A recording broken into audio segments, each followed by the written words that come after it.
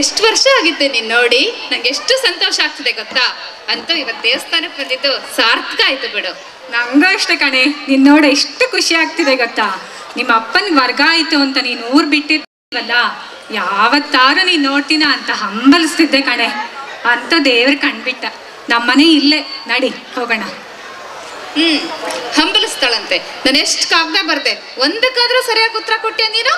ಹಾಗಲ್ಲ ಕಣೆ, ಬರಿಬಾರ್ದು ಅಂತೇನು ಇರ್ಲಿಲ್ಲಮ್ಮ, ಏನೋ ಹೀಗೆ ಆಗ್ಲಿಲ್ಲ. ನನ್ನನ್ನು ಕರೀದೆ ಮದುವೆ ಮಾಡ್ಕೊಂಡ್ಬಿಟ್ಟೆ. ನನ್ನ ಮತ್ತೆ ಬಾರೆ ಅಂತ ಪತ್ರಿಕೆ ಕಳಿಸಿದ್ರು ಬರಲಿಲ್ಲ.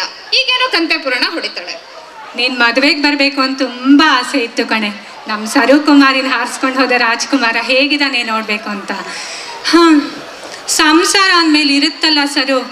ಆದರೆ ಒಂದು ಮಾತು ನಿಜ ಹೇಳ್ತೀನಿ ಕೇಳು, ನಿನ್ನ ನೆನೆಸ್ಕೊಳ್ದೆ ಇರೋ ದಿನಾನೇ ಇಲ್ಲಮ್ಮ. ನಂಗೆ ಗೊತ್ತು ಕಣೆ ಶಾರಿ, ನನ್ನ ಕಂಡ್ರೆ ನಿಂಗೆ ಜೀವ ಅಂತ. ನಾನು ಅಷ್ಟೇ ಮುರಳಿ ಹತ್ರ ನಿನ್ನ ಬಗ್ಗೆ ಎಷ್ಟು ಹೇಳಿ ತಲೆ ತಿಂದಿದ್ದೀನಿ ಗೊತ್ತಾ. ಗಂಡನ ಹೆಸರು ಹೇಳ್ಕೊಂಡು ನಾಚ್ಕೊಳ್ಳೋದು ನೋಡು, ಒಳ್ಳೆ 16 ವರ್ಷದ ಹುಡುಗಿ ಥರ. ಇಲ್ಲಪ್ಪ, ನಾನೆಲ್ಲ ನಾಚ್ಕೊಂಡೆ. ಸುಮ್ಮನೆ ಏನೇನೋ ಹೇಳ್ಬೇಡ. ಸರು, ನೆನ್ಪಿದೆಯಾ ನಾವು ಚಿಕ್ಕವರಿದ್ದಾಗ ಕುಂಟೆ ಬಿಲ್ಲೆ ಗಿರ್ಗಿಟ್ಲೆ ಆಡ್ತಾ ಇದ್ದಿದ್ದು? ನೆನಪಿದೆ ಶಾರಿ, ನೆನಪಿದೆ.